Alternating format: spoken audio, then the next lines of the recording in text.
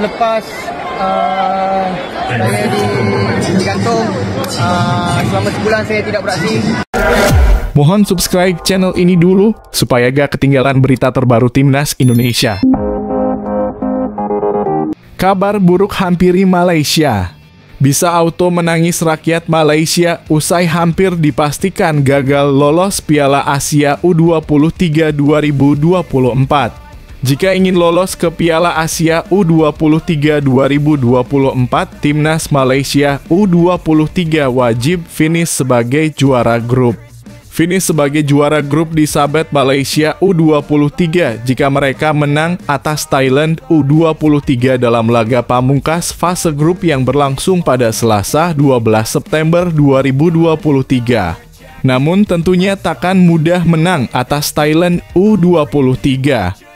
Jangankan menang, imbang atau sekadar menghindari kekalahan tipis dari Thailand U23 saja, Malaysia U23 butuh usaha ekstra. Selain karena Thailand dikenal sebagai raja sepak bola Asia Tenggara, mereka melakoni grup H kualifikasi Piala Asia U23 2024 di kandang sendiri. Karena itu, jika kalah dari Thailand U23, Timnas Malaysia U23 hampir pasti gagal lolos ke Piala Asia U23 2024 lewat jalur runner-up terbaik.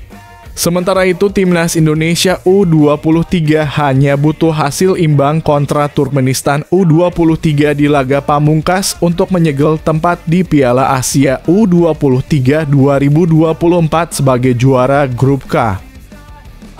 Bikin publik kagum. Begini pernyataan kelas dunia Elkan Bagot ketika Timnas Indonesia U23 diambang lolos Olimpiade 2024. Menurutnya, bermain di kancah Asia akan jadi hal yang krusial bagi skuad Garuda Muda. Mereka besar, jelas seperti yang Anda katakan, untuk lolos ke Piala Asia bagi kami seperti itu adalah kesempatan untuk bersaing di panggung Asia. Tetapi kami tidak benar-benar mendapatkan banyak kesempatan. Atau kami belum pernah sampai ke kompetisi ini di masa lalu. Jadi pertandingan-pertandingan ini bagi kami dan untuk negara ini sangat penting, kata Elkan Bagot. Setelah itu, skuad Garuda Muda akan membidik hasil terbaik di Piala Asia U23 2024 demi membukakan tampil di Olimpiade 2024. Jelas itu adalah creme de la creme terbaik dari yang terbaik. Kesempatan yang luar biasa jika kami bisa sampai di sana. Kami akan mengambilnya selangkah demi selangkah, kami harus lolos terlebih dahulu. Kemudian kami akan melihat kemana arahnya, pungkasnya. Akhirnya sadar juga. Setelah ditekan netizen bertubi-tubi, pelatih Timnas Indonesia U17 nekat lakukan hal ini. Pelatih Timnas U17 Indonesia, Bima Sakti, memutuskan untuk memanggil 6 pemain baru. Kabar ini disampaikan secara langsung oleh anggota Exco PSSI, Endri Erawan. Endri mengatakan bahwa Bima Sakti masih belum puas dengan pemain-pemain Timnas U17 Indonesia saat ini. Ini setelah melihat hasil pertandingan Timnas U17 Indonesia melawan Korea Selatan pada laga uji coba. Pemanggilan 6 pemain itu sesuai kebutuhan dari Bima Sakti untuk menambal sisi lemah di Timnas U17 Indonesia.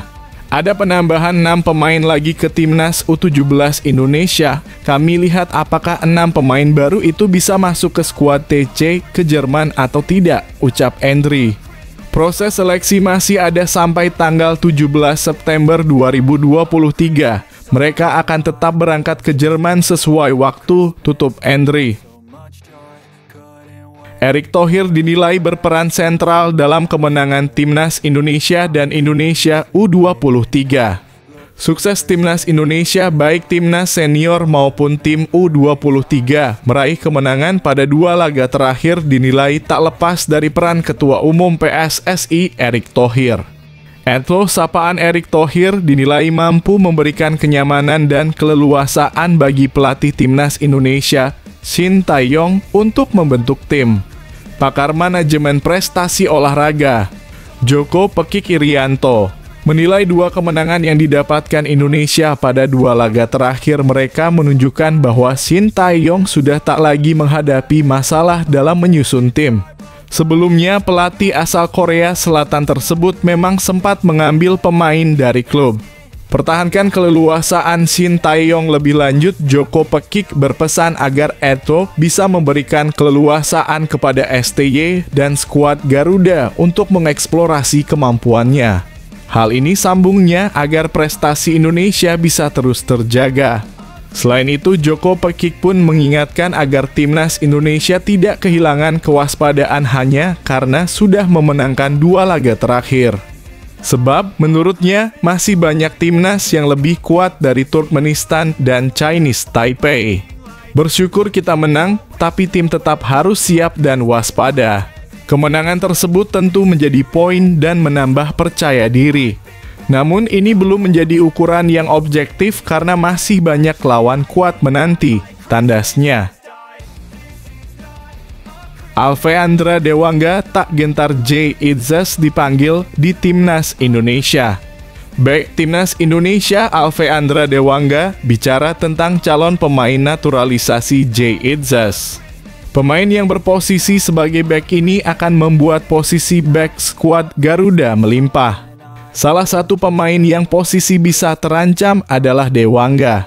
Apalagi Jay diproyeksikan sudah menjadi WNI dan siap bermain di Piala Asia 2023 nanti. Berbicara tentang Jay Idzas, Alfeandra Dewangga menjelaskan dia tidak masalah ada persaingan di posisi bek. Menurutnya, datangnya pemain berpengalaman lain membuat skuad Garuda semakin kuat. Pada FIFA Matchday melawan Turkmenistan lalu, Shin Tae-yong memiliki 4 pemain di posisi bek.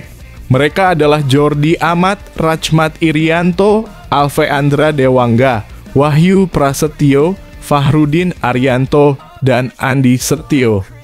Namun, pada laga tersebut skuad Garuda mengandalkan Trip Dewangga, Jordi, dan Sandy Walsh di posisi back.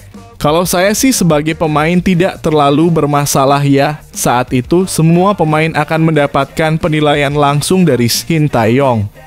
Namun, pada agenda skuad Garuda selanjutnya, yakni babak pertama kualifikasi Piala Dunia 2026 zona Asia diprediksi Jay Idzas belum tersedia.